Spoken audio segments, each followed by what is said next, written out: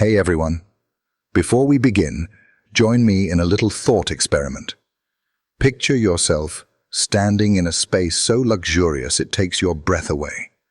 A villa of glass and marble perched on the cliffs of Malibu, California. Below you, the Pacific waves are lapping against the rocks in the light of a burnt orange sunset.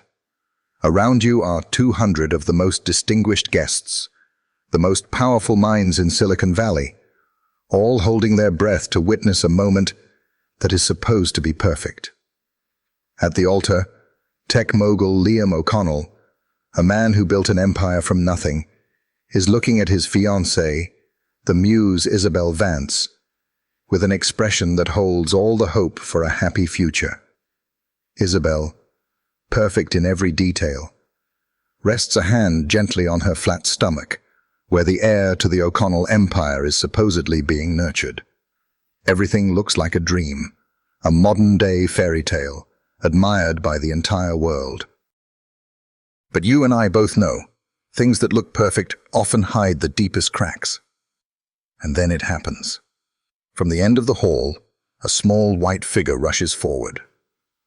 It's Maya, Liam's 11-year-old niece, a quiet child often considered quirky, always lost in her world of numbers and computers. She runs with a desperate determination, her small white shoes pattering on the marble floor, creating a discordant sound against the gentle music. And then she screams, a single sentence that shatters the fake perfection into a million pieces. "Uncle Liam, stop! She's not having your baby. She's trying to ruin our company." One sentence, just one sentence, was enough to freeze an empire. How could an 11-year-old girl know something that no adult had realized? What was hidden behind Isabel Vance's angelic facade, enough for her to deceive a tech genius? And how terrifying was the plan to ruin the company exactly? In today's video, we're not just going to watch some drama. We're going to dissect, analyze every detail, every layer of one of the most sophisticated scripts of psychological manipulation and betrayal you have ever witnessed. We will follow in Maya's footsteps, from suspicious data streams on a Wi-Fi network to a truth that could bring everything crashing down. And I promise you, when the final curtain is pulled back, it will make you question everything you thought you knew about trust and deception. Stay with me. Silence fell over the space. It was thick and heavy, as if even the sound of the Pacific wind had held its breath. The words of Maya, an 11-year-old girl, still echoed in the minds of 200 people, hanging in the air like a verdict. All eyes turned to the altar, where the three main characters of the drama stood motionless, like exquisitely carved statues. Liam O'Connell was the first to move. He let go of Isabel's hand, a small gesture with the weight of an earthquake. His face, once radiant with happiness, was now ashen. The intelligent eyes of a genius CEO now held only utter confusion. He looked down at his little niece, who was standing at the end of the aisle, panting, her whole body trembling, but her eyes shining with a frightening determination. "Maya, what are you saying?" His voice was hoarse, almost a whisper. But before Maya could answer, Isabel began her performance. It was a masterpiece of acting. Her body swayed slightly, one hand clutching her chest as if she couldn't breathe, her beautiful blue eyes filled with tears, shimmering in the sunset light. She turned to Liam, her voice choked with sobs, breaking into pieces. "Liam, I don't understand," she whispered, each word carrying immense hurt and confusion. "Why? Why would she say such a terrible thing? Our baby. I just wanted for us to have a family." Tears began to stream down her perfect cheeks. The act was too convincing, too real. Immediately, sympathetic whispers spread through the crowd. A few female guests in the front rows showed clear pity for the poor bride. And then, a powerful, angry voice cut through it all. Arthur Croft, Liam's seasoned partner and mentor, shot to his feet. His face was red with fury.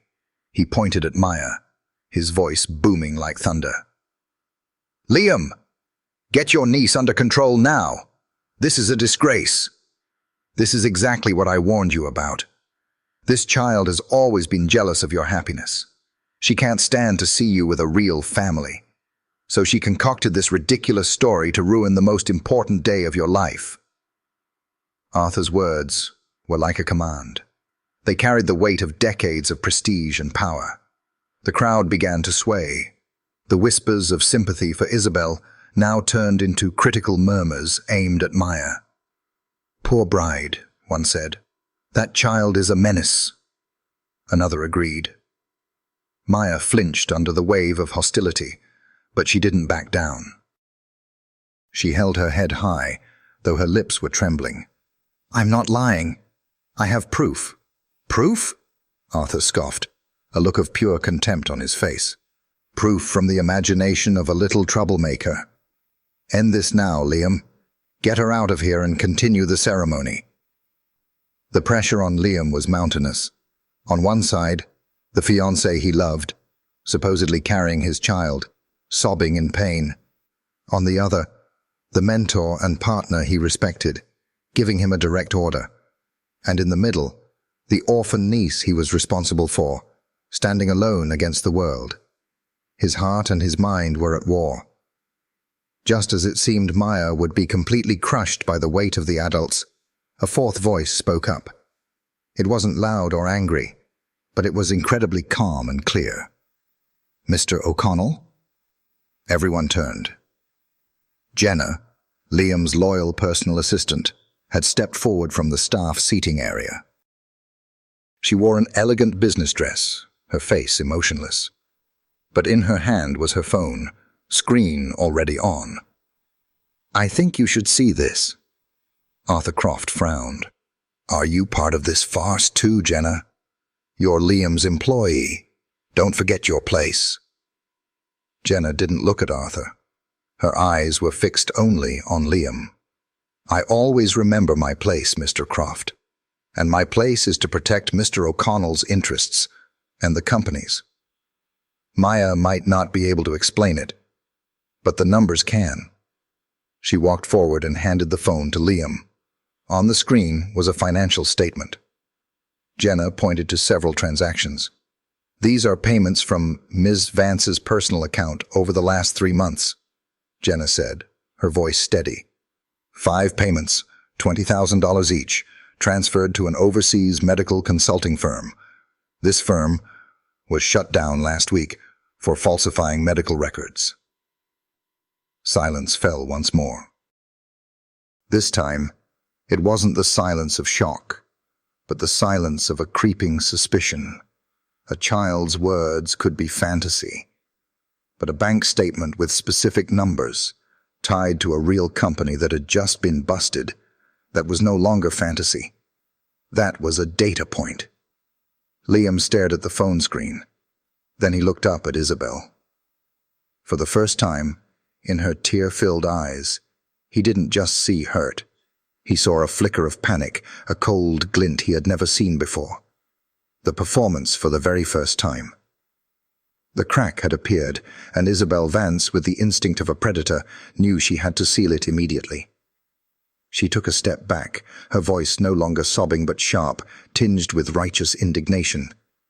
She looked directly at Jenna, her blue eyes now flashing. "How dare you? How dare you dig into my private information and twist it in front of everyone? Yes, I transferred that money. It was money I sent to help a distant relative in Europe with a critical illness. Something I didn't want to publicize out of respect for their privacy. You took an act of charity and turned it into a disgusting accusation." The argument was perfect. It explained the transaction, painted Isabel as a benevolent figure, and simultaneously cast Jenna as a nosy, unscrupulous snooper. Arthur Croft immediately seized the opportunity. "See, Liam, I told you. A terrible misunderstanding blown out of proportion by jealousy. Jenna, you're fired. As for this child..." The money isn't the main issue, Uncle Liam. Maya's voice rang out again, stronger and more resolute this time. She had overcome her initial fear. She took several more steps forward, her tablet still clutched tightly in her hand. The issue is Project Odyssey. The name Odyssey was like a code word, a lightning bolt striking the consciousness of both Liam and Arthur. It wasn't an ordinary project. It was the soul of the company, the breakthrough technology that would reshape the industry for the next decade, a secret guarded more closely than gold. Everything else could be a misunderstanding, but anything related to Odyssey was a matter of the highest security. Liam said nothing. He pulled out his encrypted phone.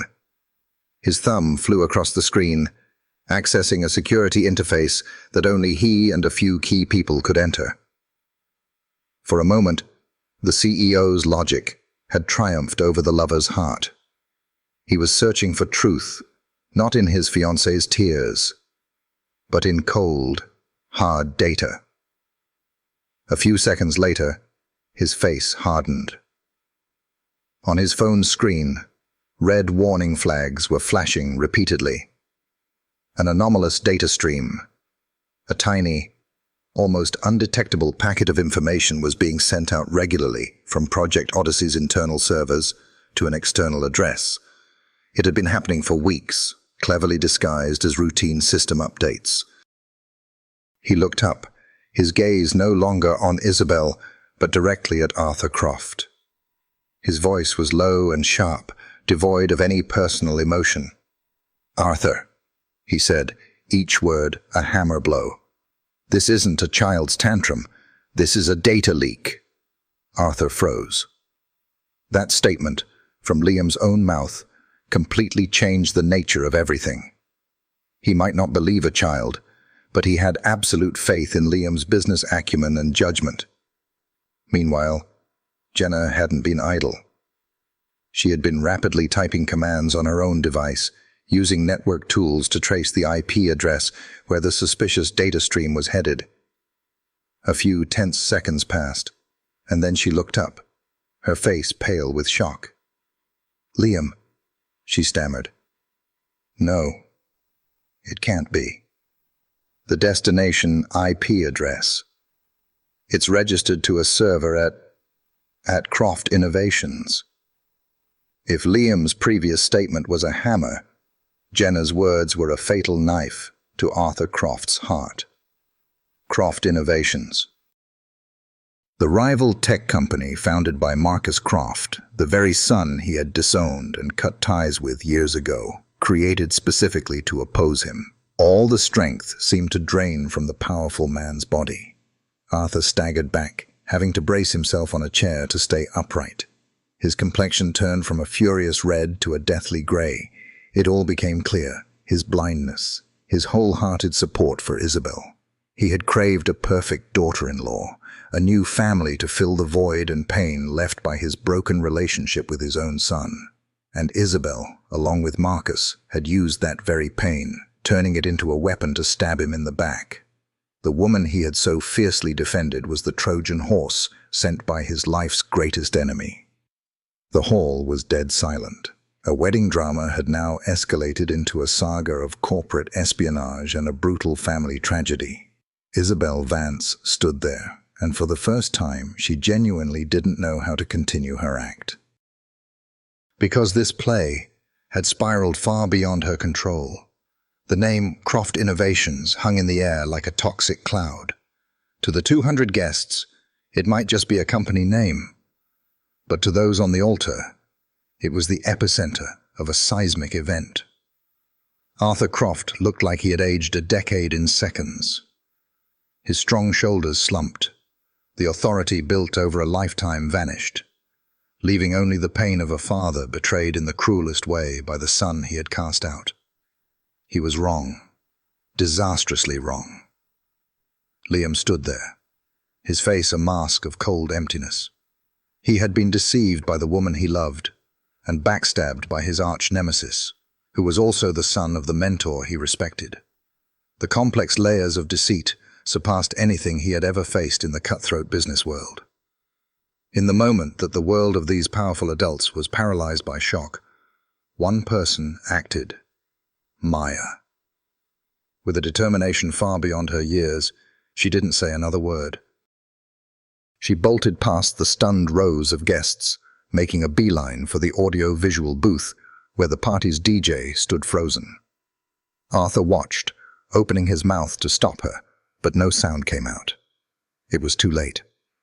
With the swift, precise movements of a child born in the digital age, Maya connected her tablet to the system. A small beep sounded, and then the enormous projector screen, tens of square meters in size and meant to display romantic photos of the couple, blazed to life. The chapel held its breath.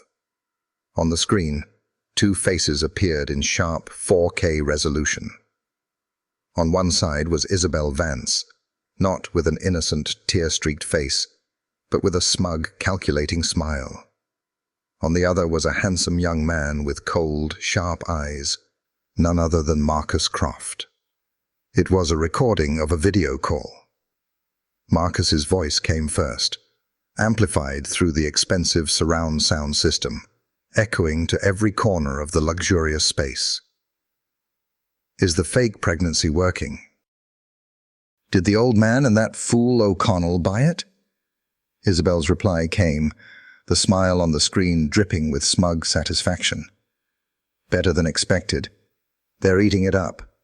Both Liam and your old man are eating out of the palm of my hand. Arthur sees me as the savior of his family legacy. And Liam, he's so desperate in his loneliness, he's willing to believe in any illusion of a happy family." A collective gasp went through the crowd. Cell phones were raised, beginning to record the public humiliation. The video continued. Marcus said, "Good. Keep them occupied until after the wedding. The second you have legal access as his wife, transfer the entire source code for Project Odyssey. My father's company will crumble, and we'll be the ones standing on the ashes." Isabel let out a loud, cold, unfeeling laugh. "Don't worry, Marcus. By then, Liam will be too busy to notice his empire being gutted from the inside. He'll probably even thank me for giving him a family." The video ended. The screen went black, returning the space to a horrifying silence. There were no more whispers. Only the naked truth, brutally exposed before 200 witnesses. All eyes, no longer filled with suspicion, but with disgust, turned to Isabel. The game was over. All exits were blocked. And then, she did something no one expected. She started to laugh.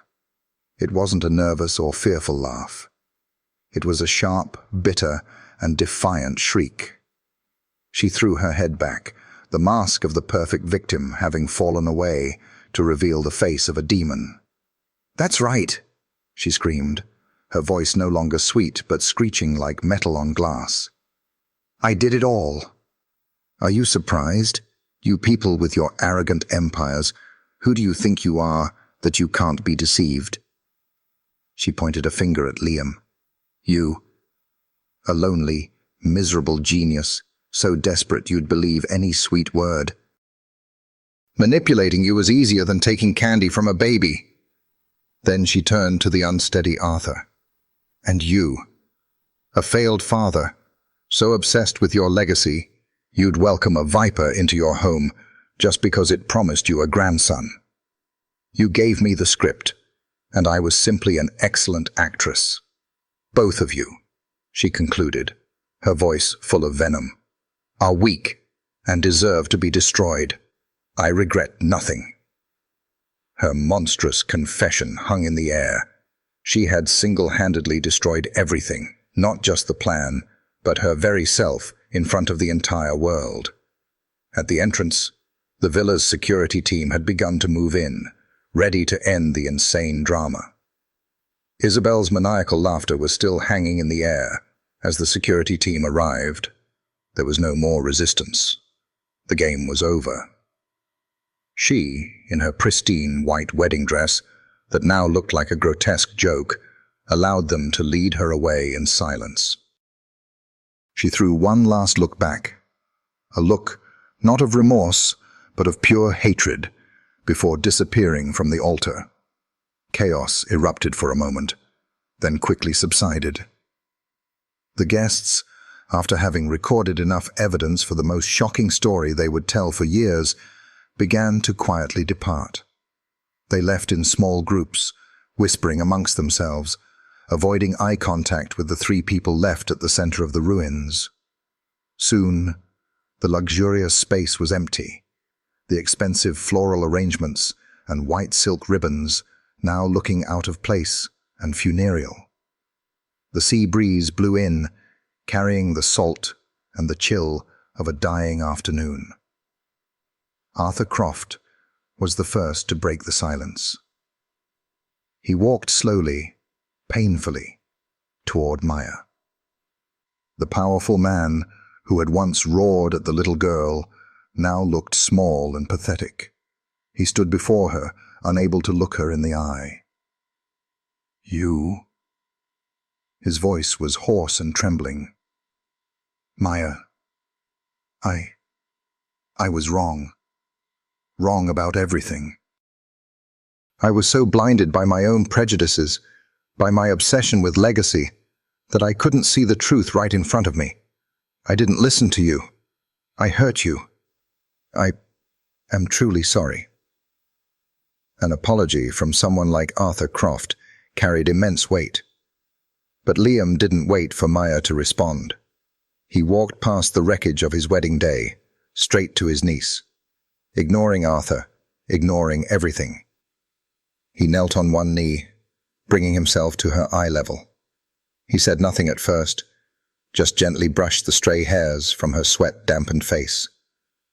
"Thank you," he said, his voice thick with emotion. "Maya, you saved me. You saved the company. You saved all of us from a terrible mistake. I'm sorry. I'm sorry for that one moment I doubted you. I'm sorry I wasn't who I was supposed to be, your protector." He pulled her into a tight hug, a hug of gratitude, of remorse, and of a family bond that had just been tested by fire and proven to be the only real thing that day. After a moment, he released her and stood up. He turned to look at Arthur, who was still standing there, head bowed. Liam placed a hand on Maya's shoulder, a gesture of possession and protection. "Arthur?" Liam said, his voice calm again, but full of power. "The legacy you were always so worried about protecting, it's right here." He looked down at Maya. "This is the future. A future built on truth, intelligence, and courage, not on lies or arranged marriages." A few months later. The scene is no longer the lavish Malibu villa, but a modern workshop and lab inside Liam's home. The air is not tense, but filled with focus and creativity. Liam and Maya are sitting together before a large screen, analyzing complex lines of code. Liam isn't just teaching. He's also listening. Arthur Croft enters, not in a power suit, but in a simple sweater. He's carrying a tray with 3 mugs of hot chocolate and cookies. He quietly sets the tray down, then sits and watches his nephew and grandniece work, a gentle smile on his face. Liam's voice is heard in a voiceover, a lesson learned from the ashes. "They say that trust is built in increments, but can be destroyed in an instant. That day in Malibu taught me something even more important. In a digital world where everything can be faked, from images and videos to an entire life, trust is no longer something to be given blindly. It must be verified. We are often too quick to believe in perfect stories, in promises that sound too good to be true. We are led by our emotions, controlled by our loneliness or our fears. The lesson from the deception at Malibu is simple. yet vital for our modern lives. Verify, then trust. Before you invest your feelings in a relationship, your money in a project, or your belief in a piece of information, take a step back and ask, what is the data telling me? What is my gut warning me about? And most importantly, what are the people who truly love me, the ones who aren't afraid to tell me the hard truth, seeing? Because sometimes, the bravest voice doesn't come from the most powerful person, but from the quietest one. And the most valuable truth is often found in the lines of data we tend to overlook. The Liam in the scene smiles, looking at Maya and Arthur. A new family, a new team, reborn from the truth. If this story resonated with you, share it with the person you trust most in your life, the one who will always tell you the truth, no matter how hard it is to hear. And hit that subscribe button to join us as we continue to explore stories about finding truth in a world full of spectacular deception.